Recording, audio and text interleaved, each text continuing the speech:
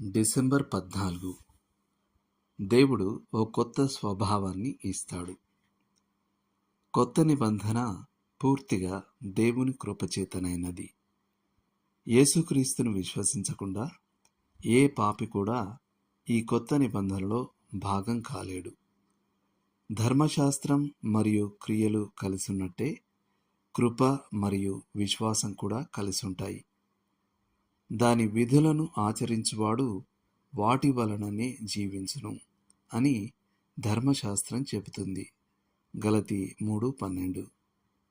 కానీ కృప కార్యం చేయబడింది, నమ్ము జీవించు అంటుంది. మోషే ధర్మశాస్త్రం దేవుని పరిశుద్ధ ప్రమాణాన్ని ప్రకటించగలిగింది, కానీ అది విధేయత చూపడానికి అవసరమైన శక్తిని ఎప్పుడూ ఇవ్వదు. పాపులైన ప్రజలకు ఓ నూతన హృదయం మరియు ఆంతర్యంలో ఓ నూతనమైన నైజం కావాలి. కొత్త నిబంధన ఇచ్చేది సరిగ్గా ఇదే. ధర్మశాస్త్రం బాహ్యమైనది. దేవుడు కోరునవి రాతి పలకలపై రాయబడ్డాయి.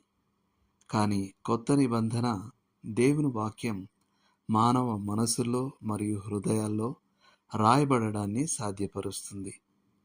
యేసుక్రీస్తుకు అప్పగించుకున్న విశ్వాసిని అంతకంతకు ఆయనలా మార్చగల ఆంతరంగిక సమూల మార్పును దేవుని కృప సాధ్యం చేస్తుంది. వాక్యం నుండి: మా హృదయముల మీద వ్రాయబడియుండి మనుషులందరూ తెలుసుకొనుచు చదువుకొనుచున్న మా పత్రిక మీరే కారా? రాతి పలక మీద గాని సిరాతో గాని వ్రాయబడక మెత్తని హృదయములు అను పలకల మీద జీవం గల దేవుని ఆత్మతో మా పరిచర్య మూలంగా వ్రాయబడిన క్రీస్తు పత్రికయై ఉన్నారని మీరు తేటపరచబడుచున్నారు.